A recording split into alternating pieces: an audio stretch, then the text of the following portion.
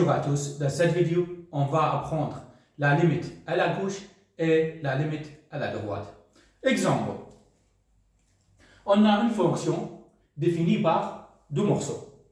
Donc, x plus 3 quand x inférieur ou égal à 3 et moins x plus 2 quand x supérieur à 3. Donc, on va chercher la limite de la gauche et la limite de la droite en 3. Donc, on va chercher maintenant graphiquement. On regarde. Ici, celle-là, le 3. Donc, la droite de 3, ici. La gauche de 3, ici. Donc, maintenant, je m'approche de 3 de la droite. Donc, ici, la droite de 3. Quand je m'approche, regardez. Celle-là, l'image de sa voix. Et l'image de sa voix, celle-là. Donc, l'image de sa voix, celle-là. Je m'approche petit à petit de 3 de la droite. Je m'approche petit à petit de droite. On va regarder. Quand je m'approche de 3 de la droite, je m'approche ici. Fx approche de quoi? Approche de moins 1.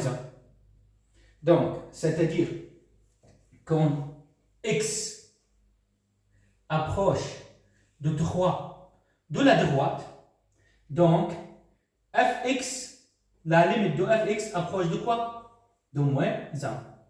Celle-là de la droite. Quand je m'approche de 3 de la droite, fx, la limite approche de moins 1. Maintenant, on va regarder. Quand je m'approche de 3 de la gauche. Ici, la gauche de 3. Donc, je touche la fonction ici. Est-ce qu'on a une fonction en bas? Non. On a une fonction ou non? Je m'approche petit à petit de 3 de la gauche. Donc, ici, l'image de sa voix. Je m'approche petit à petit de 3. Je touche la fonction ici. C'est l'image de sa voix. Donc, je m'approche petit à petit de 3 de la gauche. Donc, petit à petit, je m'approche de quoi ici? La limite approche de quoi? De 6. Fx approche de 6. Donc, quand je m'approche de 3 de la gauche, donc quand x approche de 3 de la gauche, ici la droite, ici la gauche. Donc, Fx approche de quoi? Approche de 6. Quand je m'approche de 3 de la droite, donc la limite fx approche de moins 1. Ici, quand je m'approche de 3 de la gauche, fx approche de quoi? De 6. Donc, on regarde que quand je m'approche de 3 de la droite, fx est égal à moins 1. Ou la limite est égale à moins 1. Et quand je m'approche de x de la gauche, la limite est égale à 6. Donc, la limite de la gauche n'égale pas la limite de la droite. Donc, la limite n'existe pas. Celle-là, graphiquement. Maintenant, on va déterminer la limite en 3. De la gauche et de la droite. Donc, ici, la limite quand x tend vers 3 de la droite. C'est la positive, c'est-à-dire, je m'approche de 3 de la droite. De la droite, dans quel morceau? Celle-là. Pourquoi? C'est x supérieur à 3. Donc, positif, c'est-à-dire supérieur à 3. Donc, je dois remplacer où? Dans cette fonction. Donc, limite quand x tend vers 3 de la droite, dans quel morceau? Celle-là. Pourquoi? Parce que ici, x supérieur à 3, c'est-à-dire positif. Donc, moins x plus 2 est égal à. Donc, maintenant, je dois remplacer x bar 3 est égal à moins 3 plus 2 est égal à moins 1. Donc, quand x tend vers 3 de la droite, la limite approche de quoi? De moins 1. Et on a déjà trouvé. De la droite, la limite approche de moins 1. Maintenant, on va chercher la limite quand x tend vers 3 de la gauche.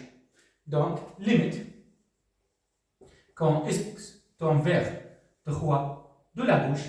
Maintenant, de la gauche, c'est-à-dire inférieur de 3. Ou l'inférieur de 3? Celle-là, inférieure ou égale. Donc, quel morceau celle-là? Donc, x plus 3. Celle-là, la fonction. Quand x inférieur de 3, c'est-à-dire de la gauche. Donc, est égal à, je dois remplacer x par 3. 3 plus 3 est égal à 6. Et on a trouvé la limite quand x tend vers 3 de la gauche est égal à 6. Maintenant, on va regarder. La limite quand x tend vers 3 de la droite est égale à moins 1. Et on dit celle-là est égale à L1. Et ici est égale à L2. Donc, on regarde que L1 n'égale pas à L2. C'est-à-dire la limite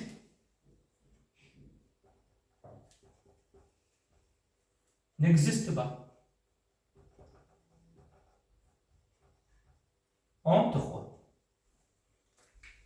Donc, pourquoi n'existe pas? Parce que la limite quand x tend vers 3 de la droite n'égale pas la limite quand x tend vers 3 de la gauche. Parce que quand x tend vers 3 de la droite, la limite est égale à moins 1. Et quand x tend vers 3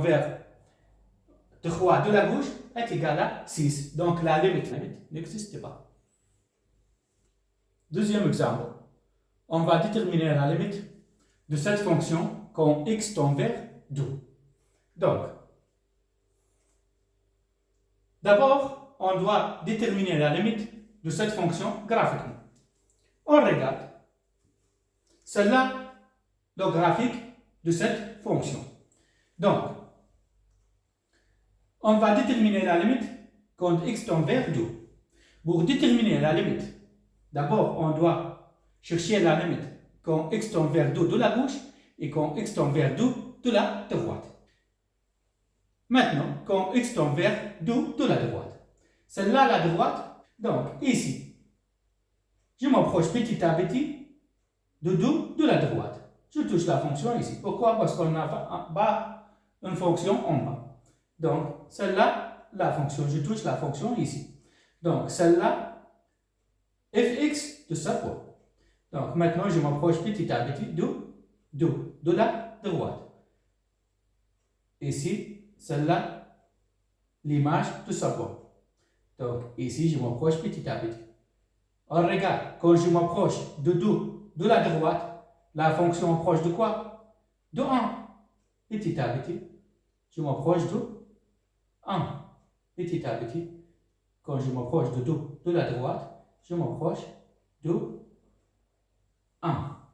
Donc, la fonction approche de 1. C'est-à-dire, quand x tend vers approche de la droite, donc, fx approche de quoi? De 1. Donc, quand x approche de la droite, la limite approche de quoi? La limite de la fonction approche de quoi? De 1. Maintenant, on va regarder. Quand x tend vers de la gauche. Donc, la gauche de 2, celle-là. Quand je m'approche petit à petit de la gauche. Est-ce qu'on a fonction en bas? Non. Est-ce qu'on a fonction en haut? Non. Donc, c'est-à-dire, quand x tend vers de la gauche, donc la fonction n'existe pas. On n'a pas de fonction. Donc, quand x tend vers 2 de la gauche, la limite n'existe pas. C'est-à-dire, la limite n'existe pas. Pourquoi? Parce que la limite quand x tend vers 2 de la droite n'égale pas la limite quand x tend vers 2 de la gauche. Maintenant, on va vérifier celle-là. On regarde. Ici, on a une fonction irrationnelle. D'abord, je dois trouver le domaine de cette fonction. Pour trouver le domaine d'une fonction irrationnelle, d'abord, je dois appliquer la condition d'existence. La condition d'existence d'une fonction irrationnelle, le radicand, c'est quoi? X moins 2. Donc, le radicand, x moins 2, sous barrière ou égal à 0. Donc, je dois maintenant résoudre cette inéquation. X, je dois déplacer le moins 2 de l'autre côté. Ça sera 2, je dois changer son signe. Donc, le domaine, c'est toute la valeur de x qui est supérieure ou égale à 2. Donc, le domaine de cette fonction de 2 compris jusqu'à plus l'infini. Nous compris. Pourquoi? Parce que est égal, c'est le 2. Et supérieur, c'est toute la valeur qui est supérieure de 2, 3, 4, 5, jusqu'à plus l'infini. On a déterminé le domaine. C'est-à-dire, toute la valeur de 2 jusqu'à plus l'infini, il donne le résultat d'un fx. Mais, par exemple, 1,99, il ne donne pas le résultat d'un fx. Pourquoi? Parce que quand je remplace 1,99 moins 2, il donne une valeur négative. On ne peut pas trouver la racine d'une valeur négative. C'est-à-dire, on n'a pas le résultat d'un fx. Et si je prends n'importe quelle valeur supérieure que 2, toujours on peut trouver un résultat quoi? Positif. Et on peut trouver la racine carrée de valeur positive. Donc, on peut trouver le résultat d'un fx. Maintenant, on va vérifier celle-là. Limite quand x tend vers 2 de la droite. Celle-là, l'axe x, ici 2. La droite de 2, par exemple, ici 3. Ici 2,5. Quand je m'approche petit à petit de la droite de 2, ici, la plus proche valeur de 2, c'est quoi? 2,01. Et ici, quand je m'approche de 2 de la gauche, c'est 1. Par exemple, ici, 1,5. Et la plus proche valeur, ici, c'est quoi? 1,99. Maintenant, on va déterminer la limite quand x tend vers 2 de la droite. Donc, limite quand x tend vers 2 de la droite, de quelle fonction? 1 plus racine carrée de x moins 2 est égal à. Maintenant, petit à petit, je dois approcher de quoi? De la droite. Quand je replace, par exemple, 2,5 moins 2 est égal à 0,5, c'est une valeur positive.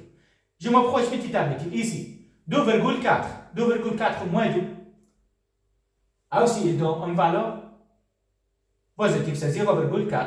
Je peux trouver la racine carrée de 0,4.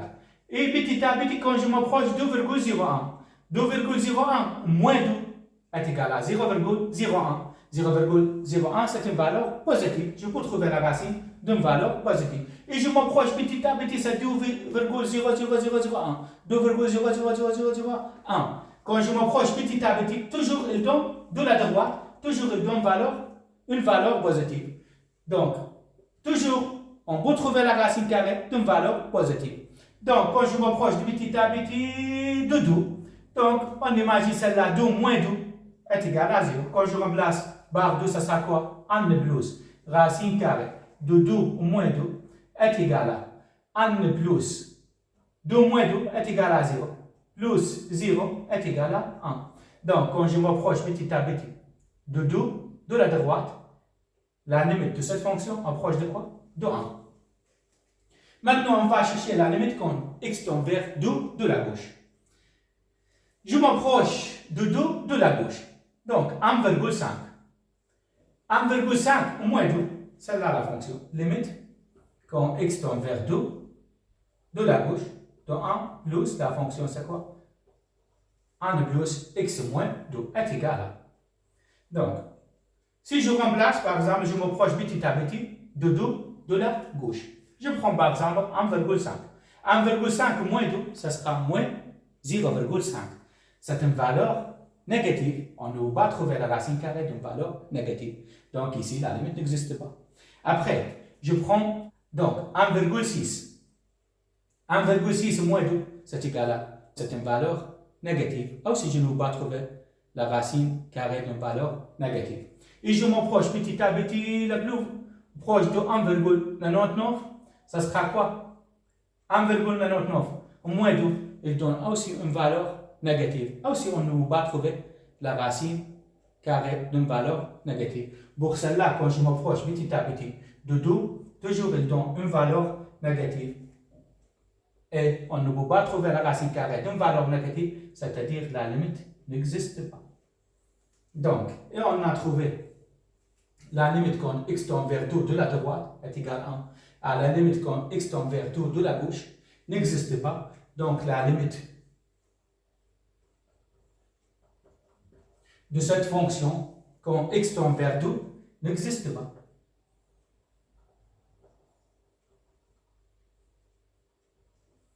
Quand x tend vers 2. Pourquoi? Parce que la limite de la gauche n'égale pas la limite de la droite. Par exemple, celle-là, L1, et celle-là, L2. Donc, L1 n'égale pas L2. Pour celle-là, la limite n'existe pas.